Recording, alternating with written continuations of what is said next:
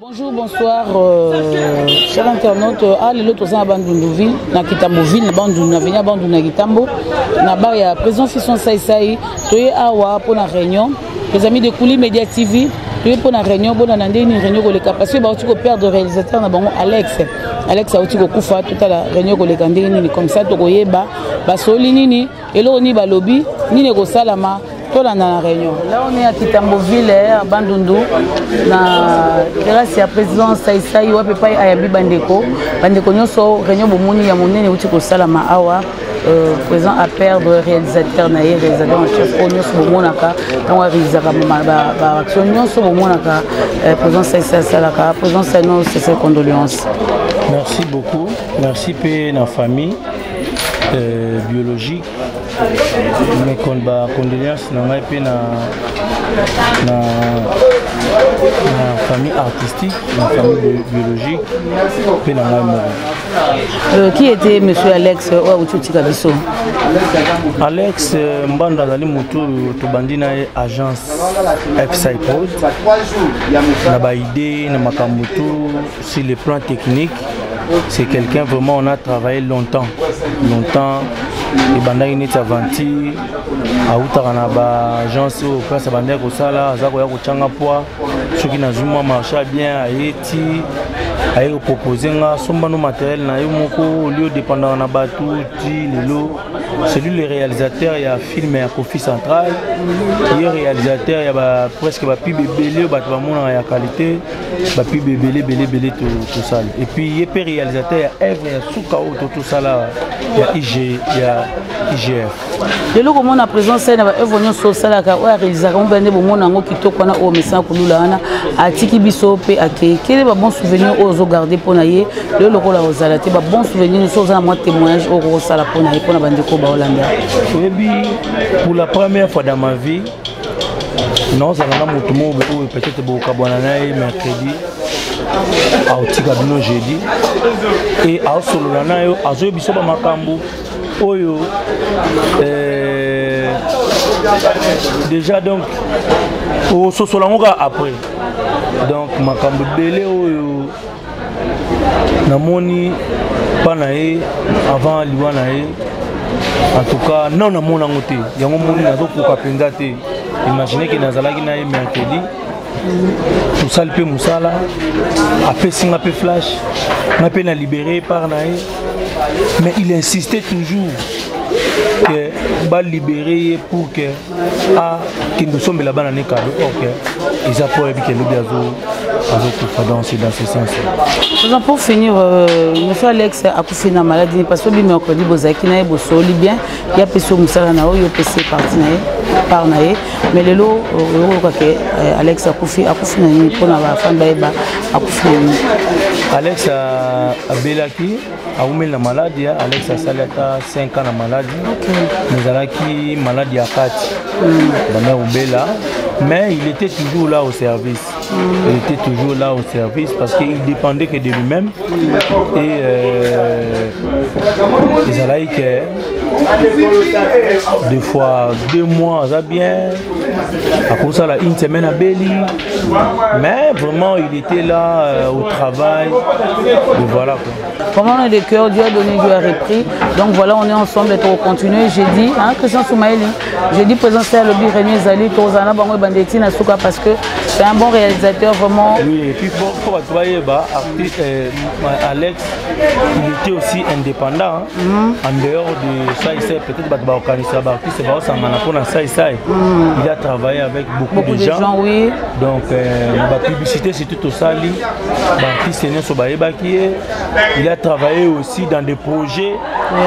Il y a des artistes en dehors, il y a FSI Prod. Donc voilà la raison pour laquelle nous avons intérêt, nous les artistes, de plaire notre très cher réalisateur, caméraman, monteur, designer, Alex. Et pour votre information aussi, Babash presque nyonso to la bande na biso ba kufa ya artiste, c'est Alex. Oh là là. Babash to sala na ba matanga ba pulu babash wana bomona na ba structure wana na matanga ba mundueri na banini muta bimisa idéologie ya kolela mutu ndenge to sala ga idéologie ya y a macaron. Oui. Tout banda on a matanga masirika. Macaron estampillé avec le logo. C'est Alex. Oh là là. Donc, je dis vraiment c'est quelqu'un Oyo tellement il était un héros dans l'ombre, mais il a travaillé dans beaucoup de choses. Merci vraiment, Président. Dieu a donné, Dieu a repris, c'est inévitable. Vraiment, nous présentons encore notre sincère condoléance à sa famille biologique et à la famille artistique. Veuillez comprendre, le président Outikoloba, vraiment, c'est un très bon réalisateur. À Sali, à nous, les amis, Moussa, Nabiso, tout ça, artiste, nous sommes présents expliqués. Exampier, exampier, série tozalaki na zokuna na salle exampier oyebi ke c'est passé bomoi na pululu bomoi na mundweri bomoi makamio se sami donc la personne n'est plus et il vient de nous quitter, il a tiré sa révérence donc voilà toya to sangana to lela biso no soto misarole. Merci présent ezara bon messena yo pona liwa yo tikaka te ozara toujours présent vraiment nzambe akansela amona na makamio so sala. Et voilà on continue toza Kitamboville awa na bande nous na Kitambo wapi pa toza et pas présent Fisson Saïsai Bolani ne présent Fisson Saïsai Orly pour perdre monsieur Alex vous avez un souvenir pour monsieur Alex?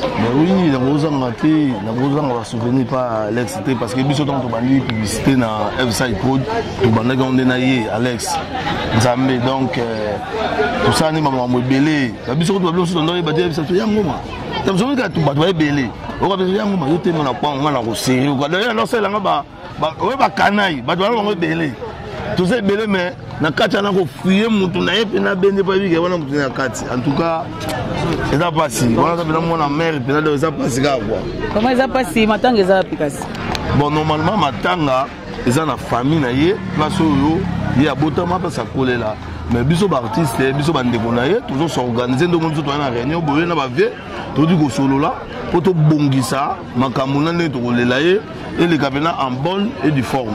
Merci les cabinets en bonne et due forme. Là, on voit pas Kaloui. Comment Baninga, Babile, là, Batouazolé là. Ceux qui m'attendent, ça va prendre bakolo nango. Donc bakolo nango justement des beaux hommes na awa. Baza musikate, baza la pembeni pona kolela Alex. Alex le doit tikibiso pas Kaloui. Est-ce que à part Alex, Rose a réalisateur muso ko Rose ma oya ko le kasu Alex ko Rose la lokola Alex. Ba oyana bango mais Alex azalaika na ki Alex kozanga biso bon termo boye so nzambe ya longoli muto bo baleko bo kana kite ke bo kabwana ako remplacer na muto moko o bozo zela pe kuté nzambe mutaza souverain paix à son âme on aurait aimé tous en aller longtemps donc Alex aki muto ko ke na maison moko boye bali basa publicité ya kafu ondimina au charge pour que Alex azali ado moni ke na ko koma na ngana te na Alex au comme on est à 3 fois nzambe donc et puis il y a 3 fois nzambe obeta ngo comprenez on a kine yemo andro bakabi les sanga ngo de na lotaka ngo déjà quoi na lotaka ngo donc Alex mutasala mwana oya sai donc Azmak so Azmak akoma lelo artiste comment peut jouer dans ma pub c'est grâce à Alex de Moutalbaki que non moi no pena ana tous et le lot tout le monde va preuve pas Azmak donc soit Alex a découvert était bon Alex ça parle nga Alex ka bongo donc mais ajouter moi no atilo comme na publicité à Flodan moi no atilo comme au monyangote attends bazonge bila image c'est bon donc moi comme moi on est là c'est que moi on a nazana loko na kati moi comme on laisse moi loko na kati les tozomona vraiment bandeko nyonso bazoya dino là c'est là vraiment tozolela na bandeko bazolela donc tozolela oya biso moko akei donc dernière œuvre na yango yo oya IGF asilisi yango mercredi pour la traduction ya balanga c'est yango mercredi soir jeudi na tongo la moki akeko tinda ninga kenda ko donc paix à son âme atiki bana mike donc tiki bana mike donc moi na né liboso à cause na 6 ans ou 7 ans oh là là donc yami balé ba ma passa bazana 4 ans ya suka zana 2 ans donc Que Dieu les assiste vraiment. Comment que les beaux dieux se souviennent de ses œuvres? Est-ce qu'Alex Azali Molimone et Kopé Manakimia, parce que Asali Ming témoignage à Boye, parce que on n'importe qui t'es, ce qui va salir en gros vraiment, c'est que Alex Azali mon quoi. Tout est là toujours, et bien Bezara Bakolo Nango, Bakolo Nango va continuer comme Monana, Bakolo Nango toujours Bazali Awa. Dis-nous là un mot, Alex est là qui a tiré du local à Boye. Réunion Bossali, compromis ni Bozo. Bon, Réunion Bossali. Toujours le salarié est fort, tant que Mibali, mais pas c'est ça, le thème. Moninga qui a tiré du son, Talara, Papa Yabana, réalisateur, caméraman, Arisoki, Azo Corgé, malgré tout, au gros c'est le caméra. Il y a un apostat les meilleurs car il y a un avec vraiment mutumine na ebe musala na yefuma il y a un réunion de couteau entre biso baninga na ye bande ko na ye camarade neto sangana tout le monde tout le ko ndenge ni to ko lela ndeko na biso Alex mais to biki nzambe wa zaka juste a otika biso te to lela pe Alex na kimia ko ona ko baka est-ce programme est bimi déjà bon programme est bimi bon kundango et ma samedi et na monga kitambo ndeka kuma système alingo ba leta so biki to na mbala moko toke kotia na ndako ne ya suka mene tobongisa entre vendredi tokoza biso nyonso place moko tokoki kokutana susu kokabula mpona suka comme ça samedi toke bisango avec l'état misemeno ba programme ebimaka vraiment courage dino la yo zaka toujours abati na moni susu façade na yo na tant kululu akufaki c'était juste ezai peka awa na Kitamboville vraiment ozaka toujours abati ça veut dire que dino la vraiment est sensible akoka ko perdre te donc nazotangango na elongia dino la ya yo zaki moko travailler na Alex Alex atiki biso matanga siko na famille za wapi bon matanga ezali bongo na niveau ya Ngalema et pas ya oncle Ngalema eza munene ya dans nos zones na Mimosa pardon ndenge za iguana famille za ovanda wana ni tout ça alors pour na biso ba artiste ndenge prédécesseur au batino la bi biso to sangana bongo sur pour la dernière fois donc j'ai dit tout là mais lobby président ça va okutana na famille pour bazwa compromis famille biologique na famille biologique oui. Alors on sait que Alex vraiment a contribué moralement physiquement vraiment aya penda quoi assister ce pour biso nous resangana veille mortuaire tous abon ensemble le vendredi pour que le samedi to que nous sabon lever encore na morgue ya Kitambo.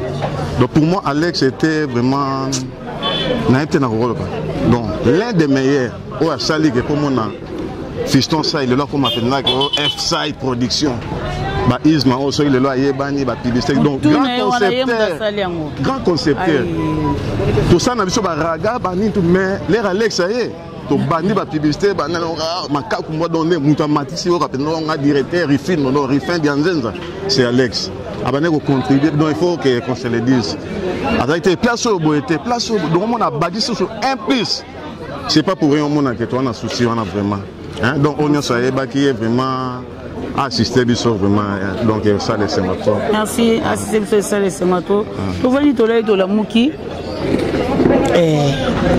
to moni publicité mo releki est-ce que pour exploiter mutuno ezali peka Alex mtalinga ke ole ba lobela yo la personne mais ba exploiter ka mutuna yo ezaki idée Alex ou bien ezaki idée bon on ezaki idée ya fiston c'est mon boss ya idée Alex ko banda ndenge ne to ko sa ndenge po ye pena bani ko pesa vous avez na gilet oui ya lame de rasoir tout ça là to ko tanga kombote voilà ya lame de rasoir on a bimela ki pena wa bina lame moko nzeta Isma bendi bote na siliki nango Alex abia ko silika te ba bo maté prise yo tsara na lame moko nzeta baba ekoi et puis c'est un montage Alex ayo tsa Isma bendi bote na tomboke là mais nzo na yeba te que ça mama pas Alex Pena nzambe vanza omoina na kimia na oya sali mnene pona biso donc abakisi biso pe ba idée mingi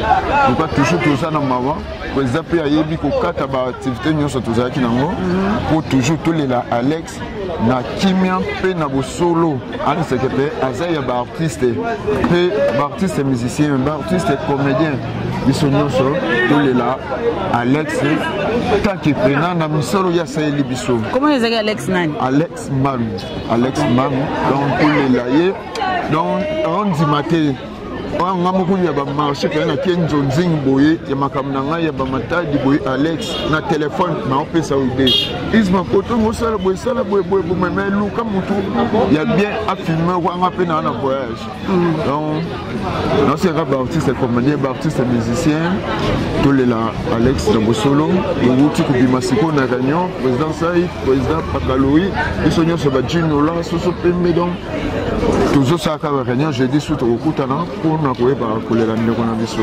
D'accord, jeudi au kutana pour na koyeba kolela ndeko na biso. On est arrivé à la fin, le lot na première réunion au Tiko Sila. Donc tozali na première réunion to sololi ba binde ni ba osala ba soli pour na kobimisa corps pour na kobomisa organisation za landeni ni pour na ba lela mininga Alex Mam bien. Donc voilà tozana bandu na Kitamboville beaucoup ba suite ni. Voilà les amis, Bolandi, vraiment, Fisson, ça c'est à lobby, Pakaloa lobby, Gino la lobby, Orlingoma lobby. Dès que préparatif, il y a Alex Egolekana. Alex Aouté Kotika Bisso, Alex Mangatiki Bisso, Akoufaki, un grand réalisateur au Boyo qui Yem Tassala, base dans ce moment depuis ma série Kamundweri, Pouloulou. Donc Yem Tassala, Biloko, Wana, décoration au monde à Badjouana.